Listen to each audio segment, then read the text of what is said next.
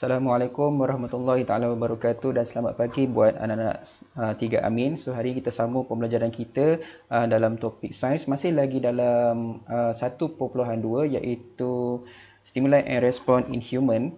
Jadi hari ini kita ulang balik sedikit tentang pembelajaran kita pada minggu lepas, iaitu sensitivity of skin on different parts of the body towards stimuli. Okey, pada gambar raja 1.8 ni kalau kita perasan dekat sini ada injection ataupun kita panggil jarum. Dia cocok dekat bahagian bahu. Okey, bila dicocok pada bahagian bahu, kenapa kita letak dekat bahagian bahu? Kenapa kita tak gunakan hujung jari kita? Okey, ada sebab, ada reason dia. Okey, pun sama juga. Ibu-ibu yang ada anak kecil, yang ada baby kecil. So, kalau dia nak test sama ada susu yang dia buat, susu bancuhan tu panas ke sejuk, dia akan titiskan pada tangan dia. Okey, itu pun ada sebab. Dan juga orang buta, blind people using the braille code ataupun kita panggil dia tulisan braille. Kenapa orang buta dia menggunakan hujung jari dia untuk membaca tulisan braille? Jadi ini semua bergantung kepada sensitivity of human skin, which is there are two factors. Ada dua faktor yang mempengaruhi sensitivity kulit manusia. Okey, aktiviti 1.6 ni kita akan buat bersama-sama bila kelas kita bersemuka nanti ya. Baik, kita tengok faktor yang mempengaruhi sensitivity kulit manusia. Baik. Okey. There are two factors that affect the sensitivity of human skin. Ada dua faktor. Okey, selamat datang Fasiah, Eliana, Nashira. Okey, ada dua faktor yang mempengaruhi sensitivity kulit manusia, guys. Okey, yang pertama, bilangan reseptor, the number of receptor. Yang kedua, the thickness of skin epidermis layer. Okey, apa dua faktor ni? Faktor yang pertama adalah bilangan reseptor. Lagi banyak reseptor pada kulit kita, lagi banyak bilangan reseptor, lagi sensitif kulit kita. Contohnya bahagian yang sensitif pada kulit kita, okey, selamat datang Syif Ridati. Contohnya bahagian yang sensitif pada kulit kita, contohnya hujung jari, cuping telinga, leher, ataupun siku, siku tebal. Okey. Jadi, semakin banyak bilangan reseptor, semakin sensitif kulit kita. Faktor yang pertama. Faktor yang kedua adalah ketebalan lapisan epidermis. Okey, kalau kita ingat balik, kulit manusia ada 3 lapisan. Lapisan yang pertama, kita panggil dia epidermis. Lapisan yang atas sekali, itu adalah lapisan epidermis. Okey, saya tunjukkan kat kamu ya. Okey, kalau kamu lupa, kita ingat balik, kita imbas balik. Kulit manusia ada 3 lapisan. Okey, saya ulang balik. Okey. Lapisan yang pertama, lapisan epidermis. Lapisan yang kedua, lapisan dermis. Lapisan yang ketiga, yang paling bawah adalah lapisan lemak ataupun tisu-tisu lemak. Jadi sekarang kita bercerita tentang lapisan epidermis. Okey, merujuk balik kepada faktor sensitivity tadi. The more thick of human skin layer, or which is epidermis layer, the thicker the epidermis layer, the more sensitive we have. Maksudnya, the less sensitive we have. Maksudnya, lagi tebal lapisan kulit epidermis tu, semakin kuranglah sensitif kulit kita. Contoh bahagian yang kurang sensitif pada kulit kita adalah tapak kaki, our sole foot. Tapak kaki kita sebenarnya kelas, dia tak sensitif sebab lapisan epidermisnya tebal. Selain daripada tu, bahagian mana lagi yang tebal? Ni bahagian siku ni. Bahagian shoulders. Sebab itulah injection ataupun vaksinasi itu akan dibuat pada shoulders, pada kita punya lengan, kita punya sebelah bahu ni. Kerana apa? Kerana di situ kurangnya bilangan reseptor dan lapisan kulit epidermis kita tebal. Okey, ingat dua faktor ni. Dalam buku teks, guys, dia menceritakan, dia bagi tahu antara bahagian yang sangat sensitif pada kulit kita adalah hidung, bibir dan juga lidah. Dia bukan lidah sebenarnya, bahagian mulut kita. Okey, dia sangat sensitif terhadap sentuhan. Manakala bahagian elbow, tapak kaki dengan belakang badan kurang sensitif terhadap sentuhan. Dia tanya kenapa. So, reason bagi kenapa ada certain bahagian kulit kita sensitif, ada certain bahagian kulit kita tidak sensitif, bergantung kepada dua faktor. Jadi saya bagi tahu siap-siap, dua faktor ni kamu kena ingat. You have to remember there are two factors that affect the sensitivity of human skin. Human skin, we are referring on human skin. Okay. Sekarang ni settle pada itu pembelajaran yang lepas. So hari ni kita carry forward pula, kita pergi kepada sensitivity lidah kita. Sensitivity lidah kita. Baik. Sekejap Baik, kita sambung. Baik, dalam lidah kita, kita dapat 5 contoh rasa yang kita dapat rasa. Lidah kita dapat rasa, iaitu rasa manis, salty, sour, bitter and umami. Umami ni rasa sedap. Dia ada MSG, monosodium glutamate. Okey, jadi setiap bahagian lidah kita tu ada fungsi yang tertentu. Dia sensitif terhadap rasa apa. Okey, yang ni kamu dah belajar sewaktu kamu standard 6 ke standard 5, saya lupa. Jadi sekolah rendah kamu dah belajar bahagian-bahagian tertentu yang peka terhadap rasa yang spesifik. Okey, seperti kamu dapat lihat pada muka surat 22 pada buku teks, kita ada 5 contoh rasa: bitter iaitu pahit, sour masam, salty masin dan juga manis sweet. Okey, bahagian tengah-tengah tu ditulis umami. Umami tu rasa sedap, rasa contoh macam secukup rasa tu lah. Kita ada MSG, so menyebabkan makanan tu lebih lagi rasa sedap, menambahkan rasa pada sesuatu makanan ataupun minuman. Itu rasa umami. Baik. Okey, perkara penting yang kita perlu tahu dekat sini adalah relationship ataupun perkaitan di antara deria bau dan juga deria lidah. Okey, seperti yang kamu lihat pada fotograf 1.10, what will happen when you are pinching our nose and then we are eating something? Apabila kita tutup hidung kita dan kita makan sesuatu. Nanti kamu nak makan tengah hari dengan keluarga kamu, dengan mak kamu, dengan ayah kamu, cuba makan sambil menutup hidung. Kamu akan dapati our sense of taste is become affected, terganggu. Kita punya deria rasa tu akan terganggu sedikit. Kita macam susah nak tentukan makanan tu. Lagi-lagi kalau kamu pejamkan mata dan kamu tutup hidung dan rasa makanan. Agak sukar untuk menentukan masakan apa sebab kita hilang deria bau. So sebab itu sense of smell saling berkaitan dengan sense of taste. Deria bau saling berkaitan dengan deria rasa. Pun kita ada satu simple activity mudah, aktiviti 1.8 yang mana kamu boleh buat di rumah bersama adik-adik kamu ataupun abang kamu. Cuba buat, tutup mata dan cuba tutupkan hidung dan cuba rasa beberapa contoh makanan ataupun minuman. Rasa pahit ke rasa masam ke rasa manis tu pulang. Jadi kamu akan dapati kamu punya deria rasa akan kurang efektif. Your sense of taste is less effective because due to the pinch nose. Apabila hidung ditekan, macam dalam gambar rajah di kelas. Baik, itu keadaan yang kedua di mana perkaitan di antara deria rasa dan juga deria bau. Relationship between sense of taste and sense of smell. Sebab itulah bila mana seseorang individu bila dia demam ataupun menghadapi flu, get the flu or fever, dia akan kurang selera makanan. Dia macam kurang less appetite. Dia tak ada rasa nak makan. Sebab apa? Sebab deria bau dia terganggu. Sebab itulah kalau kita nak hidangkan makanan orang yang demam, especially dengan orang yang sesama, kita akan hidangkan dengan bubur. Hot porridge. Kita akan bagi bubur yang panas. Sebab bubur yang panas tu, dia punya chemical substance in the air, bahan kimia dalam udara tu akan masuk dalam hidung kamu untuk menambahkan sedikit selera makan kita. Sebab itulah bubur kena buat panas-panas untuk orang yang demam. Kalau bubur sejuk, dia boleh makan. Tapi dia tak rasa, dia kurang lah orang kata. Itu macam. Baik, itu macam. Cakap macam orang India cikgu ni. Baik, kita teruskan kepada bahagian yang seterusnya. Okey, saya go through laju. Kalau laju, bagi tahu saya. Baik, sekarangnya kita tengok kepada limitation. Limitation bermaksud had.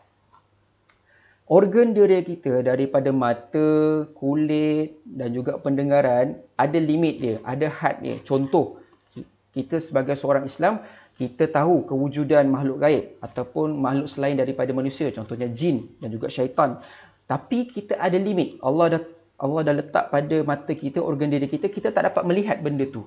Kita tak dapat melihat benda-benda gaib. Itu salah satu contoh limitasi pada organ diri kita. Memang tak dinafikan ada orang yang boleh tengok tau. Memang ada orang yang boleh tengok. Dibuka kasyaf kita panggil. Okey. Tapi kita nak bincang secara saintifik dekat sini. Limitation of senses. Had pendengaran, had deria manusia terutamanya pada pendengaran dan juga penglihatan. Baik, guys, kita tengok sini. Dia mention dekat sini, the audio visual which combine the senses of hearing and sight play an important role in daily life. So let's look at on limitation of sight. So limitation of sight, the first point is optical illusion. Ilusi optik. Okey, mata kita ni penuh dengan tipu daya. Okey, kalau kamu tak percaya, kamu buka buku teks kamu sekarang pada muka surat 24 dan kamu cuba perhatikan gambar rajah 1.2.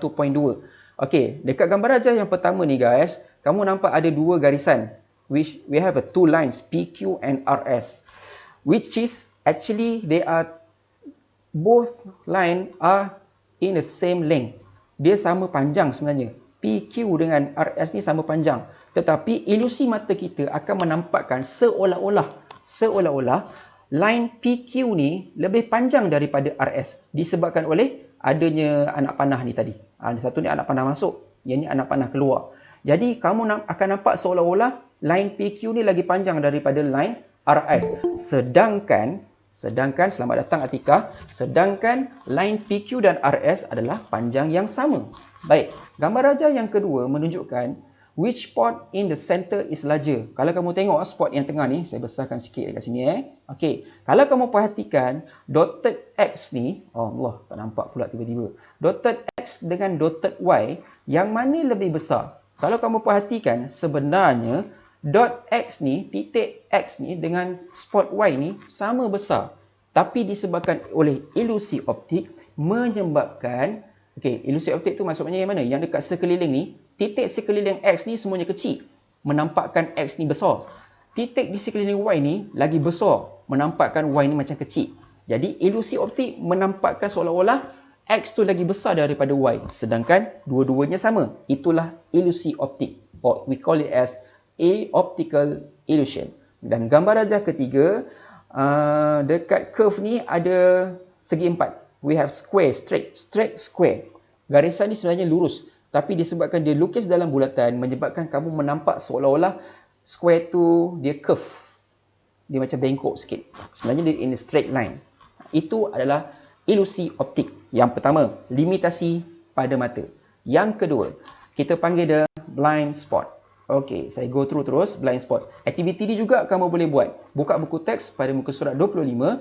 Okey, kamu perhatikan dalam gambar rajah 1.22 ni, okey, we have the instruction here. Just follow the instruction. Saya bagi simple instruction. Kita ada gambar kucing, kita ada gambar burung. Sebelah kanan ada gambar burung, sebelah kiri ada gambar kucing. Okey, kamu pegang buku teks kamu tu dengan tangan kanan. Kemudian, luruskan tangan kanan. Tangan kamu luruskan sambil memegang buku teks menggunakan tangan kanan dan kamu tutup mata kiri kamu. Okey, tutup mata kiri kamu dan kamu perhatikan, kamu fokus pada gambar kucing sahaja. Kemudian dengan tempo bata macam slow motion sikitlah. Kamu gerakkan buku kamu tu ke depan, pelan-pelan gerakkan ke depan sambil mata kamu fokus pada kucing sahaja. Bila mata kamu fokus pada kucing, pada jarak yang jauh, kamu akan nampak juga lagi burung dekat tepi hujung sebelah kanan sana. Tapi bila kita dekatkan buku tu semakin dekat dengan mata, ada satu spot di mana kamu akan lost burung tu tersebut. Cuba buat nanti. Ambil buku teks, kamu cuba buat. Kenapa? Kerana image burung tadi, saya ulang kenapa tiba-tiba burung tu hilang sedangkan dia ada je dekat situ. Mana boleh burung tu keluar daripada buku teks kan? Kerana image burung tadi yang terbentuk dalam mata kita berada pada blind spot. Dia terbentuk pada blind spot. Okey, dalam mata kita, ingat balik we have a retina. Retina is a receptor in our eyes. Retina adalah reseptor yang mengesan cahaya. Jadi, image yang terbentuk, image burung yang terbentuk dalam retina, dia terbentuk pada blind spot. Menyebabkan tiba-tiba mata kita tak nampak burung tu tadi. Itu kita panggil dia titik buta. Sebab itulah kalau kamu naik kereta, terutamanya kereta, tak kisahlah kereta ke lori ke motor, kita ada side mirror. Kita ada cermin sisi, kita ada cermin belakang. Apa fungsi cermin sisi dan cermin belakang? Untuk membantu kita sekiranya kita tak dapat melihat kawasan blind spot. Sedikit sebanyak untuk membantu. Sebab kita tak boleh kita tak perasan tiba-tiba belah kanan kita tiba-tiba lalu motor ke, lalu orang So itu membantu blind spot kita. Tapi masih lagi tetap semua orang ada blind spot, masih lagi mengganggu sebenarnya. Itu adalah limitasi yang ada pada mata kita. Okey, itu pada mata. Selain daripada tu, kalau kita tengok dekat sini, disebabkan kekangan mata kita tak dapat melihat benda yang sangat kecil, benda yang sangat jauh, jadi kita perlukan alat bantuan. So kita panggil dia device, sight device. So antara salah satu device yang ada, kita boleh tengok pada gambar rajah sekarang ni, untuk melihat elektron ataupun atom yang ada sangat kecil. So kita perlukan elektron mikroskop. Yang ini tak ada dekat sekolah. Kita kat sekolah kita ada mikroskop cahaya sahaja. We don't have a electron microscope. Yang ini ada berada pada makmal yang berkapasiti tinggi, berkualiti tinggi. Jadi saintis biasanya ada. So digunakan untuk melihat benda yang sangat seni, sangat kecil. Okey, kita kat sini kita ada binoculars. Binoculars ataupun kita panggil dia teropong untuk melihat benda yang sangat jauh. Okey, dekat sekolah kita ada ni, light microscope, mikroskop cahaya. And then we have a ultrasound machine. Okey, benda yang dalam perut. Limitasi, kita tak boleh nampak kan. So kita nak tengok macam mana? Kita gunakan ultrasound. Dan akhir sekali kita ada X-ray machine. Tulang kita tak dapat tengok dengan mata kasar, tetapi kita dapat lihat dengan mesin X-ray. Okey, jelas Baik, saya teruskan lagi. Kita pergi kepada kecacatan mata. Senang cerita, tengok saya. Saya ada masalah kecacatan mata sebab saya menggunakan cermin mata. Dan saya mengalami kecacatan mata jenis rabun jauh. Okey, orang yang rabun, dia ada dua jenis kategori rabun. Kalau kita tengok dekat sini, we have a short sightedness and we have a long sightedness. And another one, satu lagi, sebelum saya terlupa, dalam jenis kecacatan mata, defect of sight ni maksudnya kecacatan. Kecacatan mata yang cacat ada 3 jenis. Short sightedness. Short sightedness ni merujuk kepada rabun jauh. Short tu, jangan kamu ingat short tu dekat. Short tu maksudnya short sightedness, maksudnya dia hanya boleh melihat benda yang dekat, tetapi tidak boleh melihat benda yang jauh. Itu kita panggil dia short sightedness. Dalam bahasa Melayu, rabun jauh. Long sightedness, we call it as rabun dekat. Dia dapat tengok benda yang jauh, tetapi tidak dapat melihat objek yang dekat. Itu long sightedness.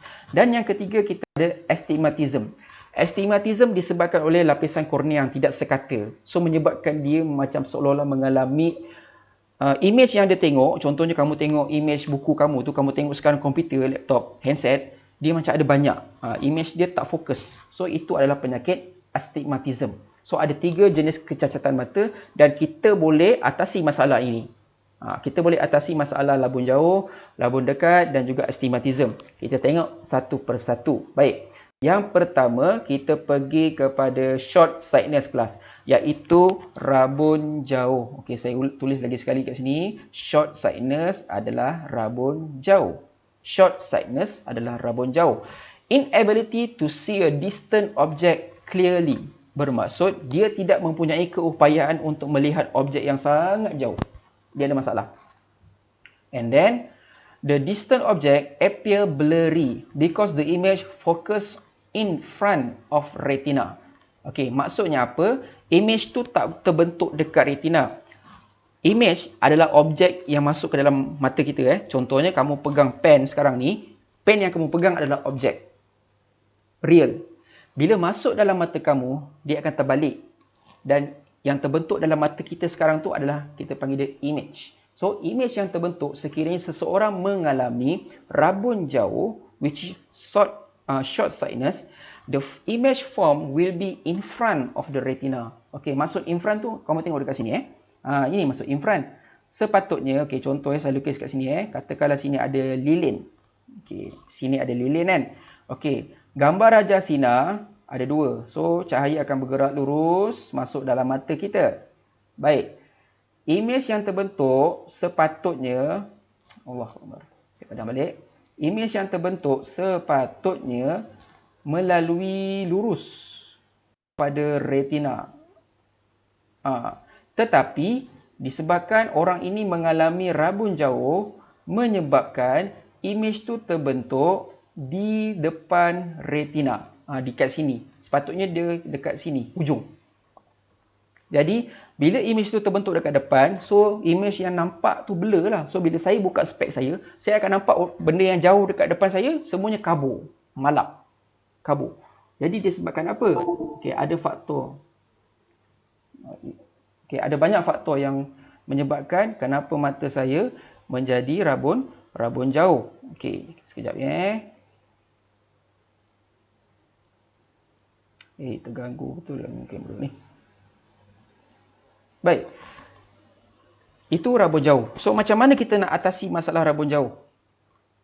Okey, kita akan gunakan concave lens. Ataupun kita panggil dia kanta cengkung. Kanta cengkung. Saya tulis kat sini . Kita akan gunakan kanta cengkung. Okey, so ini poin penting kamu kena tahu. Kanta cengkung. Concave. Rabun jauh, kanta cengkung. Rabun jauh, tak boleh tengok benda yang jauh. Image terbentuk di depan retina, perlu gunakan cermin mata. Tapi cermin mata jenis macam mana? Kanta dia mestilah kanta cengkung. Maksudnya kanta tu berbentuk cengkung. Macam biji apple. Concave. So, dengan menggunakan kanta ni, image tu dapat dibetulkan. So, image tu akan terbentuklah kembali ke retina. Baik. Yang kedua, faktor yang kedua kenapa boleh jadi rabun jauh disebabkan bola mata terlalu panjang. Menyebabkan image tu tak terbentuk pada retina. Jadi, macam mana nak atasi pun sama juga. Menggunakan kanta cengkung. Secara rumusannya, in instant, short sightedness is due to the image focus in front of retina and then the eyeball is too long. Eyeball is too long and also eye lens is too thick. Okay, saya tulis dia punya rumusan lah dalam bahasa Melayu . Sekejap, saya buat dalam satu kertas kosong. Senang kamu nak tulis sini. Okay. Tengok sini . Okey, kalau rabun jauh ataupun short sightedness. Okey, selamat datang. Kalau rabun jauh, saya tulis bahasa Melayu dulu bagi kamu faham dulu. Sekarang kita nak pemahaman dulu. Orang yang rabun jauh, nampak ke tu? Saya besarkan sikitlah. Okey, orang yang rabun jauh, puncanya kanta mata dia tebal. Orang yang rabun jauh, kenapa dia rabun jauh? Sebab satu, kanta mata dia tebal. Satu lagi sebab bola mata dia panjang. Okay, so we have two factors ataupun dua sebab kenapa kita rabun jauh. Kenapa seseorang tu mengalami rabun jauh. Rabun jauh dalam bahasa Inggeris is short sightedness. The person can only see a near object, cannot see the distant object. Boleh tengok benda dekat je, tapi tak boleh tengok benda jauh. Itu yang dimaksudkan oleh short sightedness. Okey, apa faktor dia? Apa sebab dia? The lens is too thick. Okey, dalam bahasa Inggeris ni lens too thick. Ni lens, kanta terlalu tebal, too thick.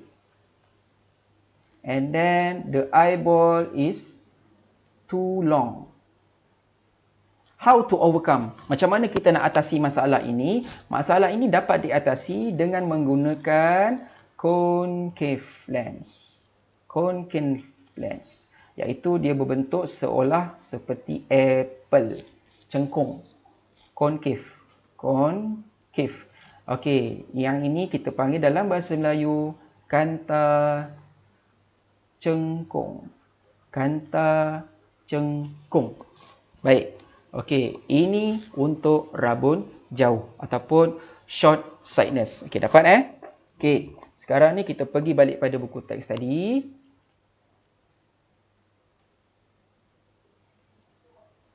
Kalau rasa macam laju sangat, beritahu saya Baik. Kita pergi kepada masalah yang kedua, iaitu long sightedness. Long sightedness di sini bermaksud rabun dekat. Rabun dekat biasanya golongan warga emas ataupun orang yang dah berusia, kita akan mengalami masalah rabun dekat. Okey, long sightedness jangan kamu ingat long tu jauh. No. Long sightedness di sini bermaksud dia refer kepada the person can see the distant object but cannot see the near object. Sebab tu dia kata dekat sini, inability to see a near object clearly. So pandangan dekat, objek yang dekat dia akan melihat sesuatu objek itu secara kabur. Itu rabun dekat ataupun kita panggil dia punya terma dia long sightedness. Okay. B, the near object appear blurry because the image is focused behind the retina. So image yang terbentuk sepatutnya terbentuk di retina. Dekat mata, image mesti terbentuk di retina. Tetapi apabila seseorang mengalami masalah rabun dekat, image tu terbentuk di belakang. Nampak tak? Sini. Image tu terbentuk di belakang. So, kenapa masalah ni berlaku? Why this is happen? Okay, there are two factors also. First one, the eye lens is too thin. Kanta mata terlalu nipis. Dan second one, the eyeball is too short. Okay, terbalik dengan rabun jauh tadi. Rabun jauh tadi pun dua sebab juga. Disebabkan oleh kanta mata dan juga bola mata. Tapi rabun jauh tadi, kita tengok sini dia terbalik je. Rabun jauh dengan rabun dekat. Rabun. Baik. Rabun jauh, kanta mata tebal. Bola mata panjang. Kalau rabun dekat, kanta mata nipis. Bola mata pendek. Kamu terbalikkan saja. So, tak payahlah hafal dua-dua. Maksudnya, kamu hafal satu saja, kamu boleh kontrakan kalau sekiranya soalan tanyalah apakah faktor yang disebabkan oleh masalah long sightedness. So, memang benda ni sangat penting. Selalu ditanya dalam soalan. Jadi, sebab tu saya tekankan dekat sini. So, kita ulang balik. Masalah rabun dekat, long sightedness, adalah disebabkan oleh kanta mata terlalu nipis. The lens too thin. And eyeball is too short. Bola mata pendek. Okay, itu untuk rabun dekat. Rabun jauh macam ni. Okay. So, macam mana nak atasi masalah rabun dekat pula? Okay, kalau kamu ada duduk dengan nenek ataupun duduk dengan atuk, Allah, silap buku. Sekejap. Kalau kamu duduk dengan atuk ataupun kamu duduk dengan nenek kamu, kamu cuba tengok spek atuk ataupun spek nenek kamu. Kamu akan dapati kanta mata diorang, nenek kamu atau atuk kamu, pada spek mata dia, ada satu kanta yang bergelembung. Dia tak macam spek orang rabun jauh. Dia ada satu kawasan yang bergelembung. Kawasan gelembung itulah kita panggil dia convex lens. So, to overcome the long sightedness problem, we can correct it by using a convex lens. Convex lens ni adalah kanta cembung. Kanta cembung. Kanta yang cembung. Kembung lah kanta tu senang kita. Kamu pernah tengok kan kanta pembesar kan? Kanta pembesar tu, kalau kamu tengok dia punya kanta dia berbentuk cembung. So, untuk mengatasi masalah rabun dekat, kita gunakan kanta cembung. Convex lens. Okay. Boleh Okay, kalau boleh kita teruskan ke nak saya ulang? Teruskan Baik. Kita pergi kepada masalah yang ketiga, iaitu astigmatism. Astigmatisma dalam bahasa Melayu. Disebabkan oleh apa? The seeing part of an object clearer than the rest of the object. This defect is caused by an uneven curvature of the cornea or eye lens. Okay. Untuk memastikan sama ada seseorang tu mengalami masalah astigmatism ataupun tidak, kamu tengok gambar rajah ini. Gambar rajah 1.23 ni, kamu cuba perhatikan, bagi setiap line ni, dia ada line kecil lagi dalam tu. Dalam setiap line ni, line 1, line 2 sampai line 12 ni, dia ada 3 line lagi kecil-kecil kat dalam tu. Boleh tak kamu tengok line yang kecil-kecil 3 tu dengan jelas? Kalau tak boleh, bermaksud kamu ada astigmatism.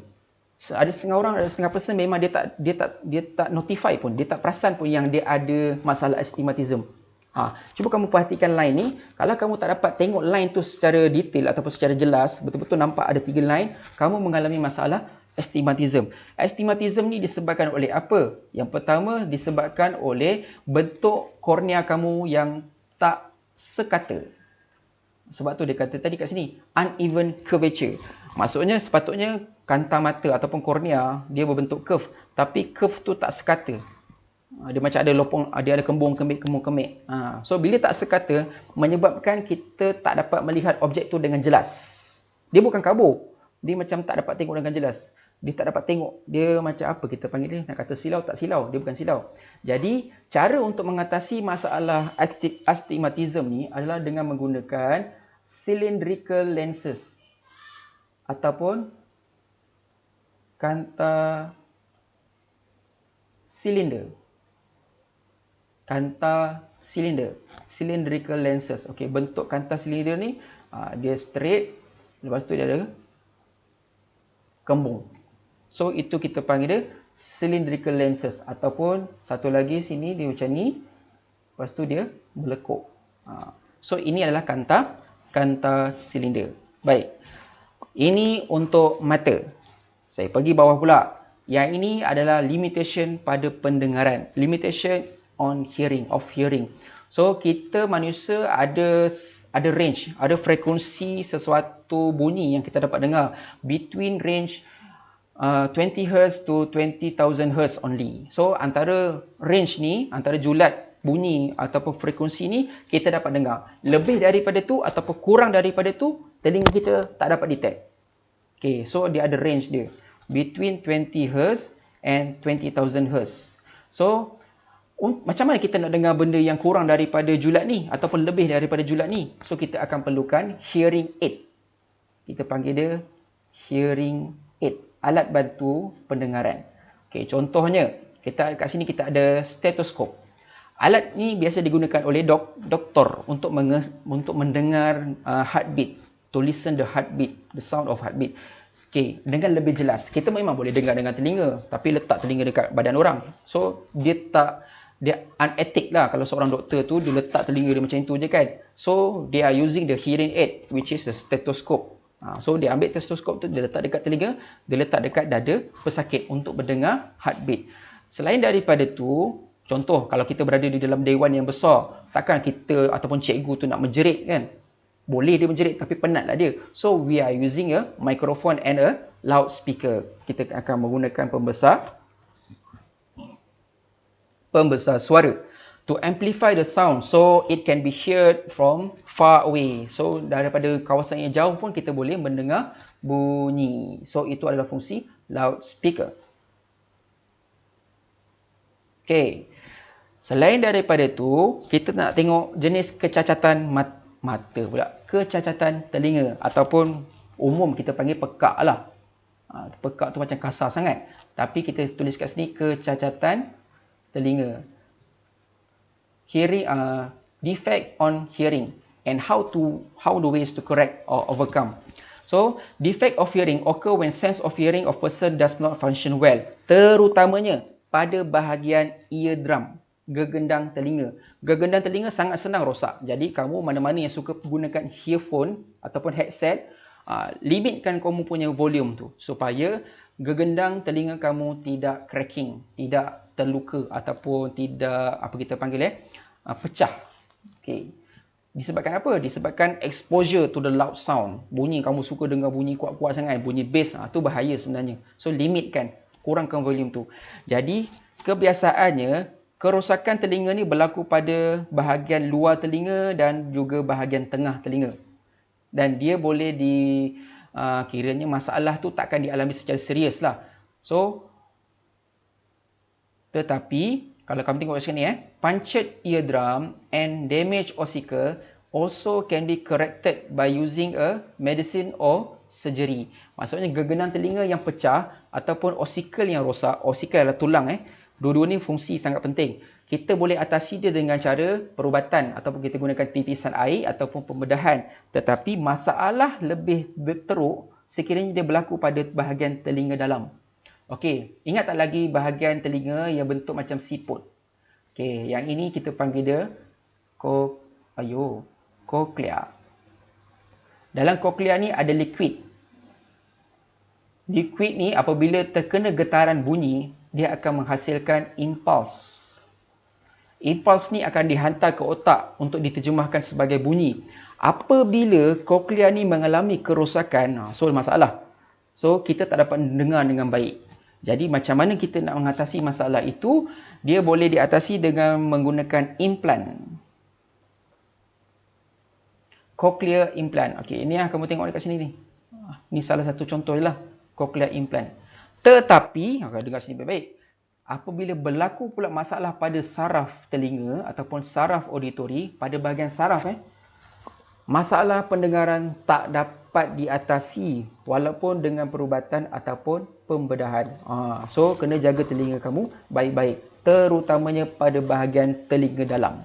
Okay, ingat kelas? So, berhati-hati apabila kamu menggunakan headphone ataupun headset. Okay. Alright, so kita tengok dari sekarang ni the 5 signs a gift. So ini kita tengok secara sambil lalu je lah. Kita punya organ dia. So ini adalah anugerah. So kita gunakan sebaik mungkin. Allah dah jadikan kita elok, ada mata, ada telinga, ada kulit, ada derai rasa, ada derai bau. Kita gunakan sebaik mungkin. So photograph 1.17 is the unhealthy lifestyle, which is they are seeing the headphone or smartphone in a dark room. So kalau kamu nak tengok phone, pastikan lampu terbuka. Dan pastikan jarak di antara phone kamu dengan mata kamu mestilah jarak dia mesti siku, panjang siku kamu tu. Itu jarak yang sesuai. Jarak yang sesuai untuk melihat smartphone. Jangan tengok dia terlalu dekat ataupun terlalu jauh. Alright. Okay, so kita habis 1.2.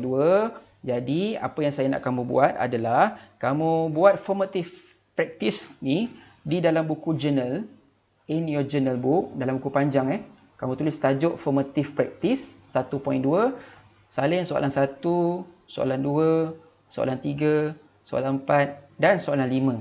1, 2, 3, 4, 5. Baik, di dalam buku journal. Tulis dia formative practice 1.2. Okey. So ini sebagai aktiviti untuk minggu ini. Jadi saya rasa setakat ini sahaja. Jika tak ada apa-apa soalan, saya akan tamatkan sesi kita. Ada apa-apa soalan? Okey, saya anggap tak ada. Okey, terima kasih atas respon. Tak ada. Jika tak ada, so kita habislah kelas kita. Jadi nanti kamu buat ni dalam buku panjang Okey, terima kasih kelas. Terima kasih. Sama-sama. Terima kasih. Sama.